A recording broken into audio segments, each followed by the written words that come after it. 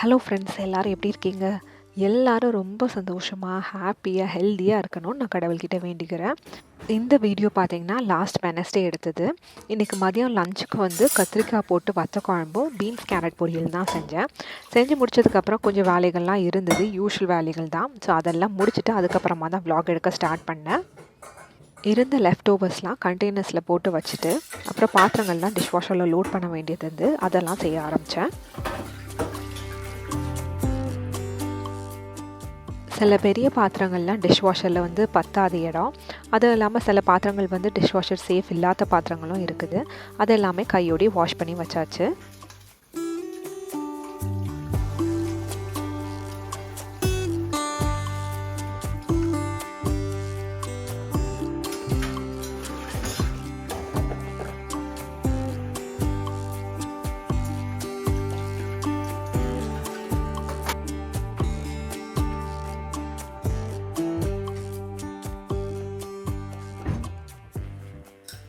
பசங்க ஸ்கூல்லேருந்து வர டைம் ஆச்சு.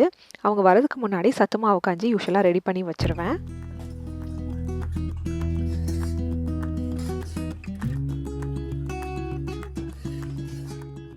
யூஷுவலாக பசங்க வந்து அங்கங்கே வச்சுட்டு போகிற புக்ஸை அதுக்கப்புறமா நான் எடுத்து க்ளீன் பண்ணுவேன். இன்றைக்கி அவங்களுக்கு ஒரு பழக்கம் வரட்டும், நான் எதுவுமே க்ளீன் பண்ணல. ஈவன் அவங்களோட துணி கூட மடித்து அப்படியே வந்து சோஃபாலாம் வச்சுருந்தேன். அவங்க வந்தோடனே அவங்கக்கிட்ட கொடுத்து அவங்கவுங்க ஷெல்ஃப்ஸில் அடுக்க சொல்லணும் அப்படின்னு சொல்லிட்டு. நம்ம ஜென்ரலாக வந்து இதெல்லாம் வந்து செஞ்சோன்னா ஒரு 5 மினிட்ஸில் செஞ்சு முடிச்சுருவோம். ஆனால் வந்து அவங்களுக்கும் அந்த ரெஸ்பான்சிபிலிட்டிஸை ஷேர் பண்ணணுங்கிற தாட் வரணுங்கிறதுக்கு வேண்டி தான் நான் இப்படி செஞ்சேன். ஒரு பேப்பரில் என்னெல்லாம் அவங்க பண்ணணுங்கிறத எழுதி வச்சுட்டேன். வந்ததுக்கப்புறம் அதெல்லாம் முடிச்சுட்டு அதுக்கப்புறம் தான் நான் வந்து டிவி டைம் தருவேன்னு சொல்லியிருந்தேன். ஸோ அதே மாதிரி அவங்களும் முடிச்சுட்டு டிவி டைம் பார்த்தாங்க.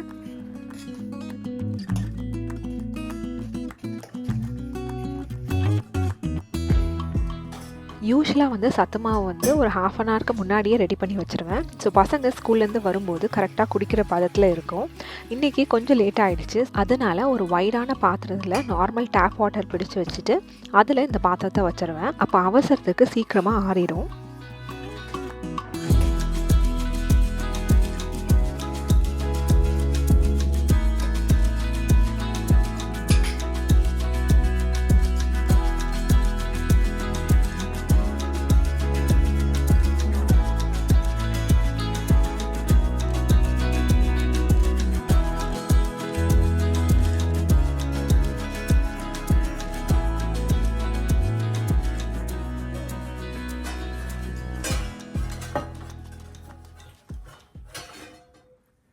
பசங்களுக்கு ஈவினிங் ஸ்நாக்குக்கு பட்டாணி வச்சு குவிக்காக ஒரு சாட் பண்ணலாம் அப்படின்னு தான் பிளான் பண்ணியிருந்தேன். ஆனால் அது செய்கிறதுக்குள்ளால பசங்க பசிக்குதுன்னு சொன்னாங்க. சரி, ஒரே ஒரு வாழைப்பழம் இருந்தது. அதை வச்சு குவிக்காக வந்து பனானா பேன்கேக் பண்ணிடலாம்னு நினச்சிட்டு எடுத்தேன். இந்த பேன்கேக் செய்கிறது வந்து ரொம்ப ஈஸி தான். நல்லா பழுத்த வாழைப்பழம் வந்து ஒன்று எடுத்துக்கணும். அதை வந்து ஃபோர்க் வச்சு நல்லா வந்து மசிச்சுக்கணும்.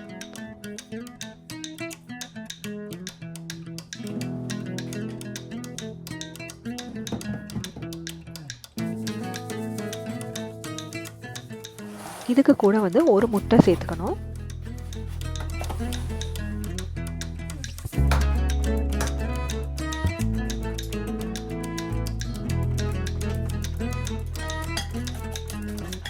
அந்த வாழைப்பழத்து கூட முட்டையை நல்லா மிக்ஸ் பண்ணதுக்கு அப்புறமா 1 கப் அளவுக்கு பால் சேர்த்துக்கணும். இதுக்கு கூட கொஞ்சமாக ஒரு டேபிள் ஸ்பூன் அளவுக்கு எண்ணெய் இல்லைன்னா வந்து உருக்குன பட்டரும் சேர்த்துக்கலாம். இது எல்லாத்தையும் நல்லா மிக்ஸ் பண்ணிக்கணும். இதுக்கு கூட 1 கப் அளவுக்கு மைதா மாவு சேர்த்துக்கணும். மைதா மாவுக்கு பதிலாக கோதுமை மாவு கூட சேர்த்து செய்யலாம்.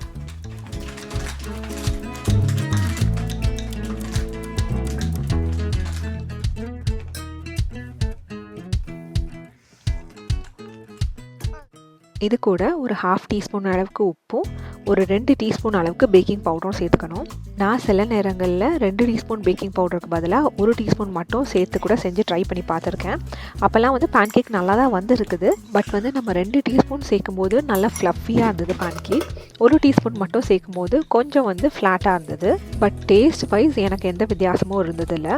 அதே மாதிரி மைதா மாவுக்கு பதிலாக கோதுமை மாவு வச்சு செய்யும்போதும் எனக்கு டேஸ்ட் வந்து ஒரு வித்தியாசம் பெருசாக ஒன்றும் தெரியல. இதுக்கு கூட இனிப்புக்கு 1 டேபிள் ஸ்பூன் சுகர் மட்டும் சேர்த்துக்கணும். நார்மலாக பாக்கெட்டில் வர பிஸ்கெட்ஸ் கேக்குக்கு பதிலாக இந்த மாதிரி பேன் கேக் வந்து வீட்லேயே செஞ்சு கொடுக்குறது ஒரு பெட்டர் ஆப்ஷன் தான் நான் நினைக்கிறேன். ஏன்னா வந்து இதில் வாழைப்பழம் அப்புறம் முட்டை இதெல்லாம் சேர்த்துருக்கோம். அதை தவிர இதில் வந்து இனிப்பும் கம்மி தான்.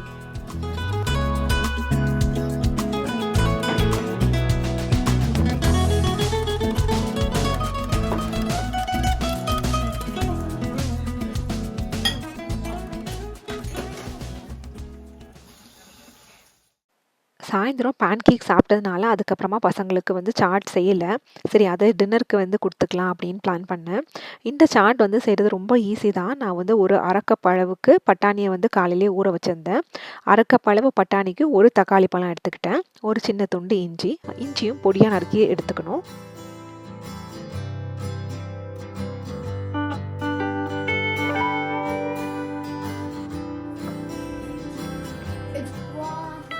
இப்போ ஒரு ப்ரெஷர் குக்கரில் கொஞ்சமாக எண்ணெய் சேர்த்துட்டு எண்ணெய் காஞ்சதும் அதில் வந்து ஒரு டீஸ்பூன் அளவுக்கு பெருஞ்சீரகம் அப்புறம் ஒரு பே லீஃப் இதெல்லாம் வந்து பொரிஞ்சதுக்கு அப்புறமா அந்த நம்ம கட் பண்ணி வச்சுருக்க இஞ்சியும் தக்காளியும் சேர்த்துக்கணும். தாளிக்கிறதுக்கு நான் வேறு எந்த கரம் மசாலா பொருட்களும் சேர்க்கலை. ஏன்னா இந்த சாட் வந்து தனியாக சாப்பிட்றதுனால கொஞ்சம் மைல்டாக தான் நான் செய்வேன்.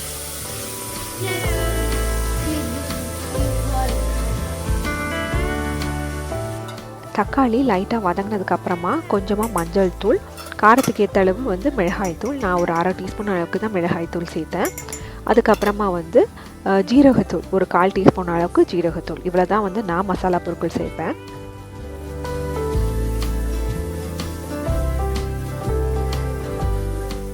இது நல்லா மிக்ஸ் பண்ணதுக்கப்புறமா நம்ம ஊற வச்சுருக்க பட்டாணி சேர்த்து உப்பும் தண்ணியும் சேர்த்து ப்ரெஷர் குக்கரில் நல்லா வந்து மசிகிற அளவுக்கு வேக வைக்கணும்.